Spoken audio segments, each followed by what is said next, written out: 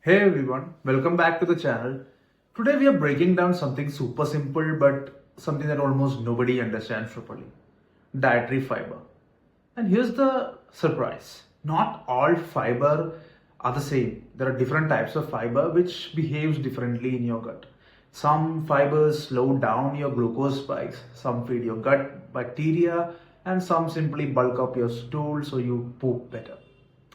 So in this video, we'll break down 5 major types of fiber and like where you get them, the ones you should focus on for different goals, etc. So let's get into it. First up, soluble fiber. So this is the type of fiber which dissolves in water and forms a gel-like substance.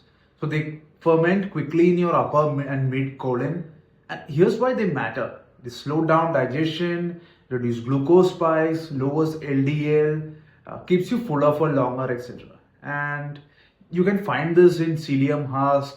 You can supplement inulin, oats, barley, apple, lentils, flax seeds, chia seeds. So this is very useful for diabetes, high cholesterol, and to generally control your appetite. So if you are somebody who is a diabetic or somebody who is looking to control sugar spikes, then this is what you should focus on. Next is insoluble fiber. So this one does not dissolve in water and it barely ferments, unlike the soluble fiber. So think of it like a roughage, or think of it like a bulking material for your stool. And what this does is it speeds up your transit time, prevents constipation, and makes your bowel movement more regular. So this is found in whole grains, bran, vegetables like potatoes, cabbage, etc. So it is best option for constipation and for maintaining good colon health. If you're struggling with slow digestion, then this is what you need to focus on. The third type is resistant starch. So it's actually not a fiber, it's actually a starch, but it resists digestion and behaves exactly like fiber.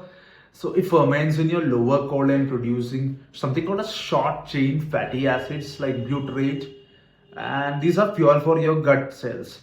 So this actually feeds your gut bacteria, or the good ones, improve insulin sensitivity, reduces gut inflammation, etc.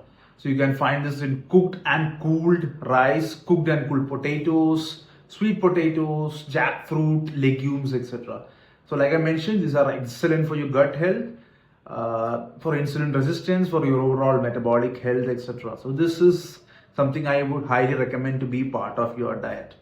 And the fourth type of fiber is prebiotic fiber. Again, this is technically not a separate class of fiber, but it's a subset of the soluble fiber and resistant starch. And the reason I'm mentioning is a separate category is because it's very important as well. So it selectively feeds beneficial microbes, gut microbes, that is. So it increases microbiome diversity. It again increases short chain fatty acid. It repairs your gut lining, etc.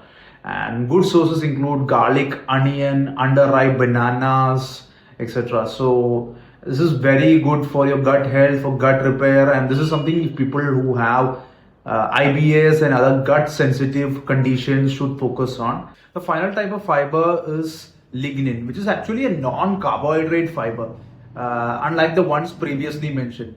But it has unique benefits, and that's the reason we are mentioning it. It adds to bulk to the stool. Has antioxidant effect. It has estrogen modulating effects. It is a colon detox. So it's very useful. Sources include flax seeds, whole grains, carrots, broccoli stalks. So it's very useful for antioxidant support and regularity of bowel movements. So now the big question, how much fiber do you really need? For most people, this would be somewhere around 25 to 30 grams per day. But depending on your individual health, you can go up or down this number. And the variety of fiber actually matters as much as the quantity. So something like 40% soluble fiber, 30 insoluble, and 30% resistant starch and other lignins and all that would be a good mix for your digestion, your gut microbiome, and your overall health.